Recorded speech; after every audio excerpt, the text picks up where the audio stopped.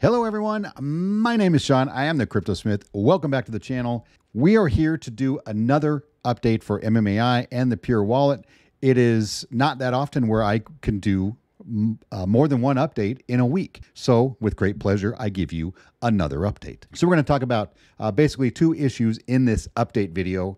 One of them is Purewallet is finally out for testing on the iOS system, which means those Apple device users like myself can go into test flight, install that on your Apple device, and then you can actually test the Purewallet on Apple now. Right? This is fantastic news. I love to see it. I'm an Apple user, and MMAI is my most bullish project in crypto currently and probably for the foreseeable future. They've got a lot of really cool tech coming up, including this Purewallet, which I think is going to be absolutely huge. So what you need to do if you have an Apple device is, first of all, you need to be on Discord. First of all, you need to go and get on our Discord and then verify that you have MMAI tokens, and you can do that in there. There's some instructions for you to do that. And then go ahead and send your email over to Fan on there, and you'll see all of this stuff in Discord. And then download Test Flight on your Apple device, and it'll ask for a code. You'll get a code in your email from the team at MMAI, and then you'll be able to test the Purewallet. Right now, as you're testing this, if you're going to do it, make sure that you're giving feedback. Take some notes, write down some ideas or thoughts that you have, and let the team know what's going on, in your brain and how you're thinking about it and what maybe can be improved, what you loved.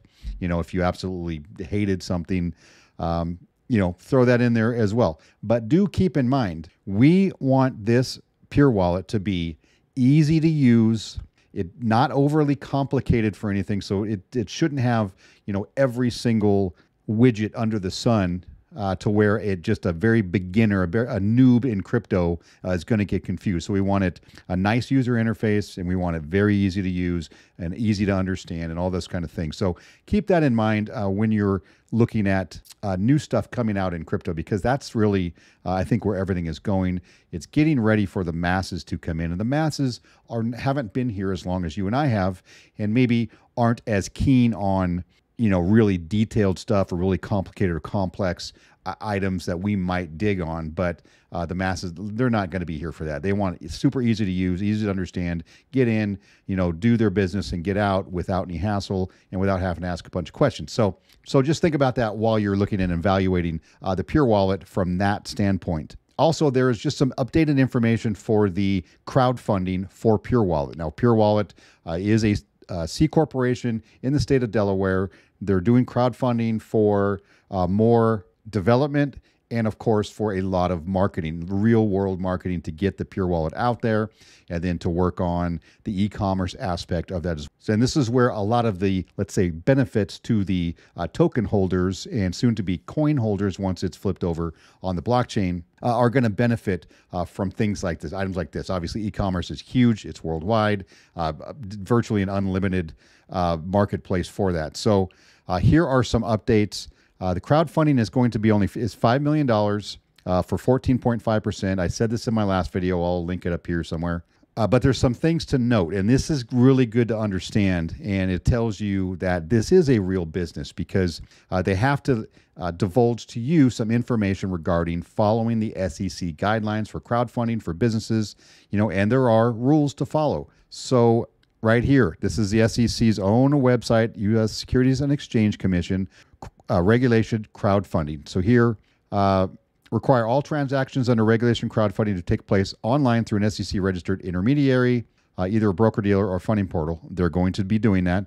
Permit a company to raise maximum of $5 million in a 12-month period, and limit the amount individual non-accredited investors can invest across all crowdfunding offerings in a 12-month period. And then disclosures need to be filed, and you'll get that if you submit your the email showing that you're interested in doing this crowdfunding, right? You're going to get all these documents that you have to sign and read and understand.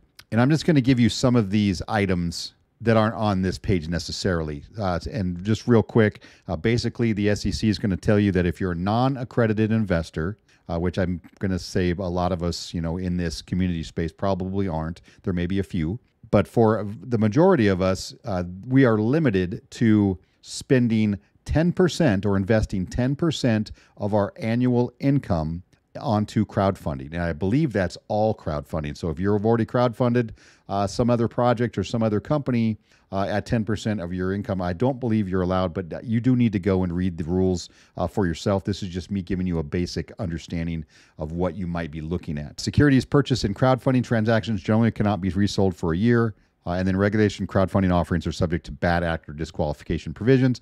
And you can click on this and it's going to tell you what those mean. And basically means anybody involved with, including the crowdfunder who's going to invest, if you've been convicted of fraud or other criminal convictions, and you'll have to go through and read those for yourself, or you've been subject to SEC disciplinary actions in the past 10 years and things like that, then you're kind of disqualified from the crowdfunding. So do understand that there are rules and regulations that have to be followed. Even though that MMAI is not a publicly traded company, they are still required to follow rules in the U.S. under the SEC and other regulatory agencies out here in this country. So let's go back and we can see what's an accredited investor. And there's a whole thing here about whatever it requires to be accredited. Like I said, a lot of us are really not going to be accredited. Essentially, think about this. If you're a millionaire already and you have $1 million worth of assets, not including your home, you can probably get to that accreditation. If you don't, then it's going to be very difficult for you to do that.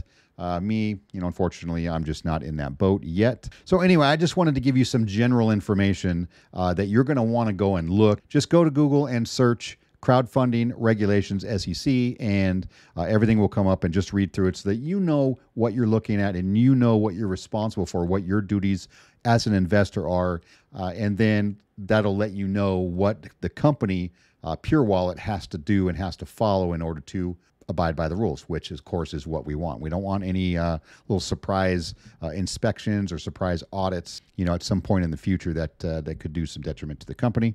And that's all I got for you tonight. So you guys have a great night, and we'll see you on the next one.